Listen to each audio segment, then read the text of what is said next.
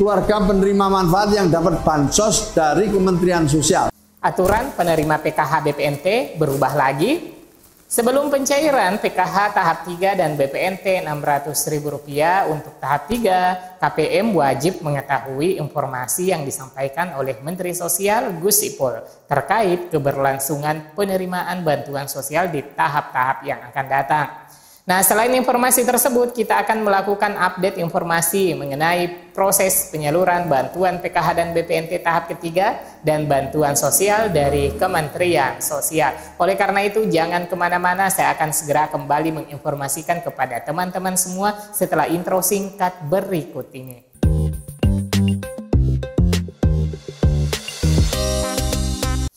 Assalamualaikum warahmatullahi wabarakatuh. Halo semua teman-teman, apa kabar? Semoga selalu dalam kedamaian dan kesejahteraan. Amin ya rabbal alamin. Dalam rangka penyaluran bantuan sosial atau bansos triwulan ketiga tahun 2025, terdapat beberapa isu penting yang perlu diketahui berdasarkan informasi terkini. Berikut adalah poin-poin utama. Yang pertama, ketepatan sasaran dan validitas data. Penyaluran bantuan sosial tahap ke tahap menggunakan data tunggal sosial ekonomi nasional DTSCN. DTSCN sebagai basis data utama untuk memastikan bantuan tepat sasaran. Kemudian pemerintah melakukan penyaringan untuk mengurangi inclusion error atau penerima yang tidak berhak dan exclusion error yang berhak namun tidak terdaftar. Sebanyak 1,8 juta keluarga penerima manfaat atau KPM telah dikeluarkan dari daftar penerima karena kondisi ekonomi mereka membaik desil 6 ke atas dan bantuan dialihkan ke kelompok miskin ekstrim. Poin kedua, tantangan dan permasalahan, meliputi permasalahan ketidaktepatan sasaran. Evaluasi menunjukkan hingga 45% penerima PKH dan BPNT sebelumnya tidak tepat sasaran. Pemerintah terus memperbaiki ini melalui DTSCN dan verifikasi lapangan. Kemudian permasalahan berikutnya adalah penyalahgunaan data. PPATK menemukan lebih dari 10 juta rekening bansos tidak aktif selama lebih dari 3 tahun dengan dana mengendap 2,1 triliun. Hal ini menunjukkan perlunya pengawasan ketat untuk mencegah pemborosan anggaran. Kemudian selanjutnya poin ketiga, pemberdayaan dan keberlanjutan. Evaluasi penerima produktif atau penerima bansos usia produktif dievaluasi setiap 5 tahun untuk dialihkan ke program pemberdayaan, mendorong kemandirian dan mengurangi ketergantungan. Menteri Sosial Saifullah Yusuf atau Gus Ipul menegaskan bahwa bantuan sosial atau bansos bukanlah program seumur hidup. Bansos hanya bersifat sementara untuk memenuhi kebutuhan dasar sebelum penerima diarahkan menuju program pemberdayaan. Jangan kita larut dalam pemberian bansos, itu satu hal, tapi lebih dari itu. Mereka harus berdaya. Bagi usia produktif, kita akan evaluasi setiap 5 tahun sekali. Kalau layak naik kelas, pindah ke program pemberdayaan. Kalau tidak, tetap diberikan bansos. Ujar Gus Ipul dalam keterangannya Senin 4 Agustus 2025. Nah, mengenai poin-poin penting yang harus diketahui oleh masyarakat Indonesia, utamanya KPM penerima bansos. Hal ini oleh Gus Ipul buka-bukaan mengenai bansos. Nah, simak video berikut agar teman-teman bisa memahami apa yang tengah terjadi dan menjadi isu penting terkait dengan bantuan sosial selamanya.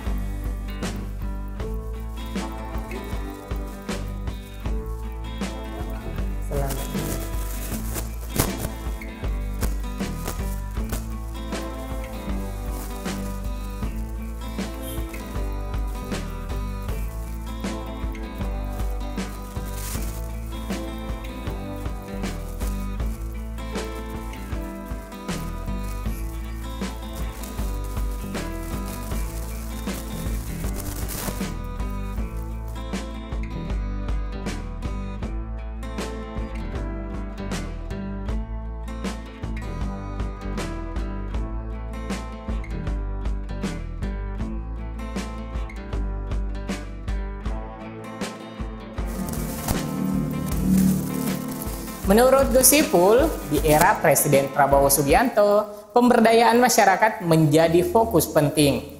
Pemerintah bahkan membentuk Kementerian Koordinator Pemberdayaan Masyarakat untuk memperkuat program ini. Ia menegaskan bansos memiliki peruntukan yang jelas dan tidak bisa digunakan seenaknya. Misalnya bantuan 750.000 per 3 bulan untuk ibu hamil digunakan untuk asupan gizi, atau bantuan untuk bayi 0 sampai 6 tahun, lansia dan penyandang disabilitas sesuai dengan kebutuhan. Gus Ipul juga menyoroti temuan lebih dari 600.000 penerima bantuan sosial yang terindikasi terlibat judi online, di mana sekitar 300.000 diantaranya adalah penerima program Keluarga Harapan atau PKH. Sebanyak 230.000 sudah langsung kami putus penyalurannya. Sisanya masih kami dalami, termasuk kemungkinan data mereka disalahgunakan pihak lain, katanya. Evaluasi dan pemutahiran data bansos dilakukan secara berkala bersama BPS, pemerintah daerah, dan berbagai pihak. Data terbaru BPS menjadi acuan penyaluran bansos setiap triwulan. Data itu sangat dinamis, setiap hari ada yang meninggal, lahir, pindah, atau menikah. Kalau kita konsisten memperbarui data, penyaluran bansos akan makin akurat, ucap Gus Ipul. Nah, kemudian informasi mengenai penyaluran bantuan sosial di bulan Agustus dan update di aplikasi 6NJ. Nah, Kementerian Sosial mengklaim dari 3,6 juta keluarga penerima manfaat atau KPM penerima bantuan sosial bansos yang sedang dalam proses buka rekening kolektif atau burekol, sebanyak 1,6 juta KPM kini sudah berhasil diselesaikan. Untuk 2 juta KPM yang sedang dalam proses, Kemensos akan terus berkoordinasi dengan Himbara selaku lembaga penyalur bansos. Kita sudah koordinasi, kita sudah minta percepatan. Mudah-mudahan yang tinggal 2 juta ini dalam beberapa minggu ke depan sudah selesai. Itu harapan kami, ujar Gus Ipul. Gus Ipul menambahkan setelah proses burekol selesai, selanjutnya ditindaklanjuti dengan pembagian kartu kepada KPM. Bansos akan disalurkan setelah KPM menerima kartu. Nah, jadi di bulan Agustus 2025, Kementerian Sosial memastikan bahwa penyaluran bantuan sosial akan difokuskan kepada 2 kelompok keluarga penerima manfaat atau KPM, yaitu KPM peralihan dari PT Pos Indonesia ke Kartu Keluarga Sejahtera KKS Himpunan Bank Milik Negara Himbara, dan juga KPM hasil validasi baru untuk penyaluran bansos tahap 2 periode April-Juni 2025. Bagi KPM peralihan, sebanyak 1,6 juta KPM yang telah menyelesaikan proses pembukaan rekening kolektif atau burekol akan menerima bansos melalui KKS Himbara, memastikan penyaluran yang lebih cepat, transparan, dan terdigitalisasi.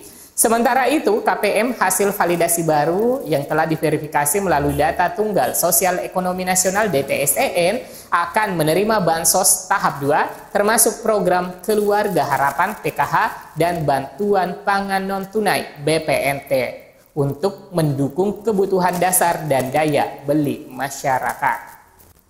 Nah, untuk proses penyaluran bansos PKH dan BPNT tahap ketiga untuk saat ini belum muncul di aplikasi 6NJ karena masih dalam tahapan verifikasi dan validasi penerima. Dan yang nampak update di 6NJ adalah bansos atensi API yang telah berubah ke periode Juli-September 2025 dan bansos PBI telah berubah ke periode Juli 2025. Nah, itulah informasi terkini teman-teman seputar isu penting yang wajib diketahui. Semoga informasi ini bermanfaat. Sampai jumpa di video selanjutnya. Wassalamualaikum warahmatullahi wabarakatuh.